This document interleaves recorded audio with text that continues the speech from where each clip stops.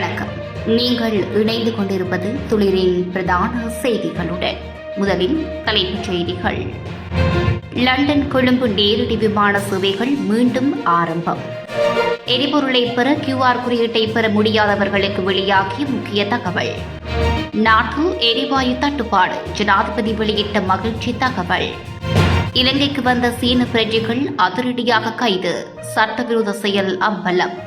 போர் சூழல் தீவிரமடைந்தால் மின் விநியோகம் பாதிக்கப்படலாம், நலிந்த ஜேதிச கருத்து. திடீரென வீதியில் மயங்கி விழுந்த நபரின் பெருமளவு நகை மற்றும் பணம் போலீசார் செய்த செயல். கொழும்பு துறைமுகத்தை வந்தடைந்த மற்றொரு எரிபொருள் கப்பல். யாழில் திருமணமான 2 மாதத்தில் யுவதிக்கு ஏற்பட்ட துயரம், அதீத வேகத்தால் பறிபோன 2 உயிர்கள். தொடர்பான விரிவான செய்திகள்.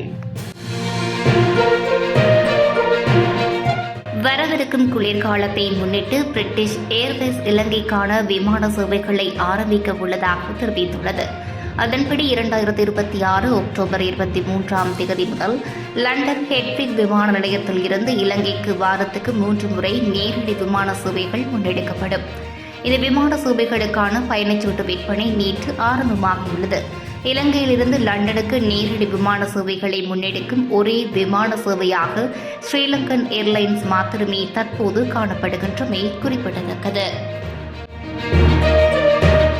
எரிபொருள் விநியோகத்திற்காக நடைமுறைப்படுத்தப்பட்டுள்ள QR குறியீடு தொடர்பான பெரும்பாலான சிக்கல்கள் தற்போது தீர்க்கப்பட்டுள்ளதாக இலங்கை பெட்ரோலிய கூட்டுத்தாபனத்தின் முகாமைத்துவ பணிப்பாளர் தெரிவித்துள்ளார். தற்போது சுமார் 10,000 பேரை தவிர ஏனைய அனைவரும் தமக்குரிய QR குறியீட்டை பெற்றுக் கொண்டுள்ளதாக அவர் குறிப்பிட்டுள்ளார். இதன்படி இதுவரை 4 லட்சத்துக்கும் அதிகமானோர் QR குறியீட்டை பெற்றுள்ளதாகவும் சுட்டிக்காட்டியுள்ளார்.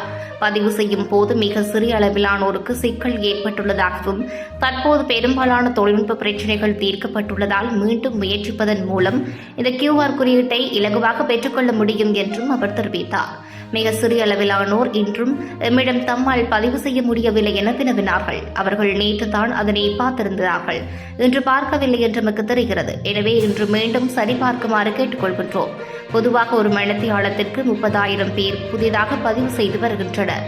அந்த நேரத்தில் ஏனையோருக்கு எரர் செய்து வரலாம். ஆனால் ஒவ்வொரு மணித்தியாலத்திலும் 30,000 பேர் பதிவாகின்றனர். ஏனெனில் நாம் இப்போது பெரும்பாலான சிக்கல்களை தீர்த்துள்ளோம். புதிய QR ஒன்று வராது. நாம் சுமார் 2 மில்லியன் தரவுகளை முறைமையில் இருந்து அளித்துள்ளோம். இப்போது மிக சிறிய அளவிலானோர் இன்ஆக்டிவ் என்று காட்டுகின்றனர். எனவே அந்த பிரிவினர் மீண்டும் பதிவு செய்ய முயற்சி செய்யுங்கள் என்றும் குறிப்பிட்டுள்ளார். நாட்டில் தற்போது நிலவும் எரிசக்தி மற்றும் பொருளாதார நெருக்கடிகளை நிவர்த்தி செய்வதற்கு அரசாங்கம் உச்சகட்ட நடவடிக்கைகளை முன்னெடுத்து வருவதாக ஜனாதிபதி அனுரகுமார திசாநாயக்க தெரிவித்துள்ளார். நாட்டில் எரிவாயு தட்டுப்பாடு ஏற்படாது என்று உறுதியளித்த ஜனாதிபதி மார்ச் மாதம் தேவையான 3,30,000 டன்னுக்கு மேலதிகமாக 3,80,000 டன்கள் இறக்குமதி செய்யப்பட்டுள்ளதாக குறிப்பிட்டார். மேலும் 33,000 டன் எரிவாயு தாங்கி கப்பல் நாளை அல்லது நாளை மறுதினம் நாட்டை வந்தடைய உள்ளது. அத்துடன் சுகாதார சேவை, விமான நிலையம் மற்றும் துறைமுகம் போன்ற அத்தியாவசிய தேவைகளுக்காக பாதுகாப்பு எரிபொருள் இருப்புகளை பேணுவதற்கு நடவடிக்கை எடுக்கப்பட்டுள்ளதோடு விவசாய நடவடிக்கைகளுக்காக எரிபொருள் ஒதுக்கீட்டை அதிகரிக்கவும் தீர்மானிக்கப்பட்டுள்ளது. இதனிடையே பெருந்தோட்ட துறையில் தேயிலை தோட்ட பயனாளர்களுக்கு QR முறைமையின் கீழ் வழங்கப்படும் ஒதுக்கீடு போதாதெனில் அவர்களுக்கு மேலதிக எரிபொருள் வழங்கப்படும்.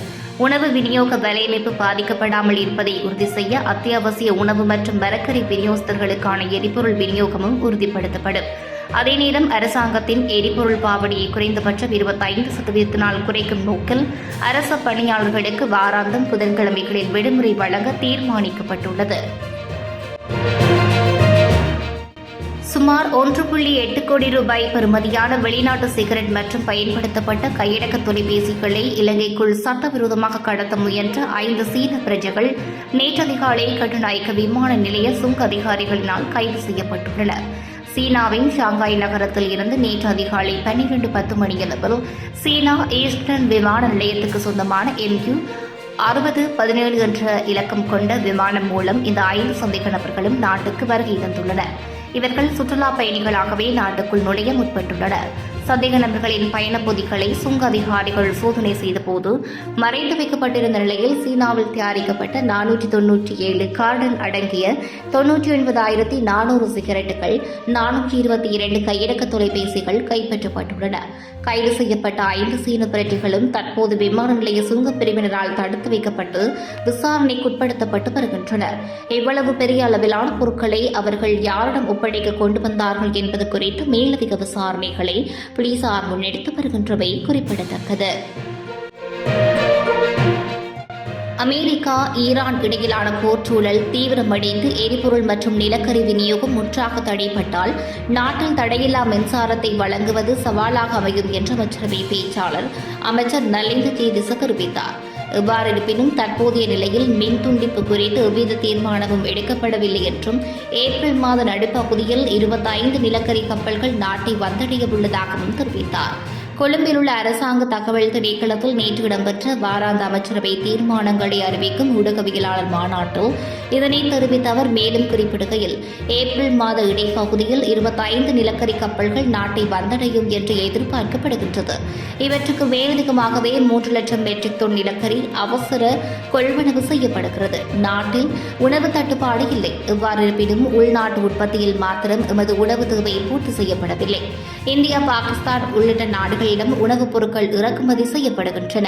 கப்பல் போக்குவரத்தின் அடிப்படையில் அவை தீர்மானிக்கப்படும். திருகோணமலை எண்ணெய் குதங்களை புதுப்பிப்பதற்காக கடந்த ஏப்ரலில் இலங்கை, இந்தியா மற்றும் ஐக்கிய அரபு எமிரேட்ஸ் இடையில் முத்தரப்பு ஒப்பந்தம் கையெழுத்திடப்பட்டது.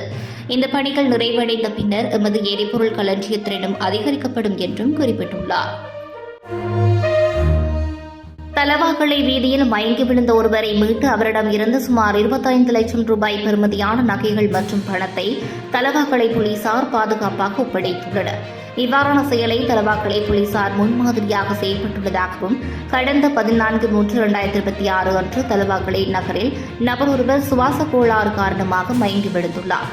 இதன்போது அங்கு கடமையில் இருந்த போக்குவரத்து போலீஸ் பொறுப்பதிகாரி சுகத் மடத்கல்ல தலைமையிலான குழுவினர் அவரை உடனடியாக வைத்தியசாலையில் அனுமதித்தனர். மயங்கி விழுந்தவரிடம் இருந்த தங்க நகைகள், பணம் உள்ளிட்டவற்றை மீட்ட போலீசார் இன்று 17ஆம் திகதி அவற்றை உறவினர்களிடம் பாதுகாப்பாக ஒப்படைத்தனர். இந்த நிலையில் போலீசாரின் இந்த மனிதாபிமான செயலுக்கு பாராட்டு குவித்து வருகின்றது குறிப்பிடத்தக்கது. இலங்கையினால் முன்மதிவு செய்யப்பட்ட மற்றொரு எரிபொருள் கப்பல் கொழும்பு துறைமுகத்தை வந்தடைந்துள்ளது. துறைமுகங்கள் மற்றும் சிவில் விமான போக்குவரத்து அமைச்சு இதனை தெரிவித்துள்ளது. மத்திய கிழக்கில் நிலவும் போர் சூழலால் ஏற்பட்டுள்ள எரிசக்தி நெருக்கடிக்கு மத்தியில் ஹாங்காங் நாட்டுக்கு சொந்தமான ஸ்ரீபீரியன் எனும் எரிபொருள் கப்பலே இவ்வாறு நாட்டை வந்தடைந்துள்ளது. இந்த கப்பல் மூலம் கொண்டு வரப்பட்ட எரிபொருளை இறக்கும் பணிகள் இன்று காலை முத்துராஜபல எரிபொருள் களஞ்சியத்தில் ஆரம்பிக்கப்பட்டுள்ளது. அதன் மற்றொரு தொகுதி இன்று பிற்பகல் கொழும்பு துறைமுகத்தின் இறங்குதுறை ஊடாக கொலன்னாம களஞ்சியத்துக்கு அனுப்பி வைக்கப்பட்டுள்ளது. குறித்த கப்பலில் 17,000 metric ton 90 octane petrol, 18,000 metric ton diesel மற்றும் 2,800 மெட்ரிக் டன் சூப்பர் டீசல் ஆகிய எரிபொருட்கள் கொண்டு வரப்பட்டுள்ளதாகவும் தெரிவிக்கப்பட்டுள்ளது. யாழ்ப்பாணத்தில் நேற்று தினம் இடம்பெற்ற விபத்தில் அண்ணன் மற்றும் சகோதரி உயிரிழந்த சம்பவம் பெரும் துயரத்தை ஏற்படுத்தியுள்ளது.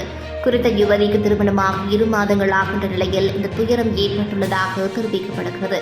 குறித்த விபத்தில் யாழ் மடியும் தோட்டம் பகுதியைச் சேர்ந்த 24 வயதான இளைஞனும் அவரது சகோதரியான 19 வயது யுவதியுமே உயிரிழந்துள்ளார்.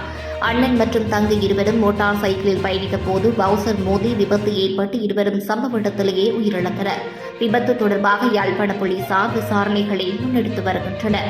அதேவேளை நாடளாவிய ரீதியில் விபத்தினால் உயிரிழப்போரின் எண்ணிக்கை அதிகரித்துள்ளதாகவும் வேக கட்டுப்பாட்டின் காரணமாக இந்த விபத்துகள் அதிக அளவில் இடம்பெறுவதாகவும் இலங்கை போலீஸ் திணைக்களம் தெரிவித்திருந்தமையும் குறிப்பிடத்தக்கது.